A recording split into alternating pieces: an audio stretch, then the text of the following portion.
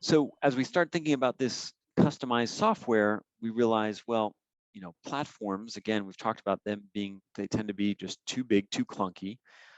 In the end, there won't be platforms. There will just be marketplaces. Now, that doesn't mean that tomorrow we're launching a marketplace and putting all of our eggs behind marketplaces, because there's a lot of, and I don't refer to marketplaces in the way we know marketplaces today, but of course, you can see the big players have done that. Salesforce, Force.com, big marketplace.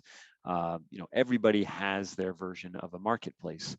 The problem is that they also, oftentimes, unless you're the largest platform like a Salesforce, they tend to not work, they tend to fall a little bit short. But by marketplaces, I do mean that you are going to need a place to go to find and grab these consumable units of value, these composable enterprise applications that have business centricity. So again, an API is basically the same thing, but it's not necessarily got the business wrapper that it needs to have. So again, looking at the history of where we've come from, we started with this packaged applications delivered in big projects in the years 2000s.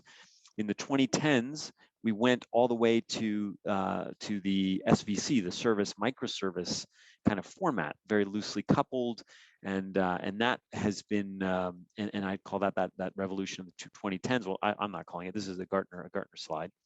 And then 2020, this is where I feel it kind of will start pulling back, and you can see you're wrapping the SVCs in something else, in these little hexagons that represent these composable applications, or what I would call prepackaged units of business functionality. So it's usually a series of microservices wrapped in something else.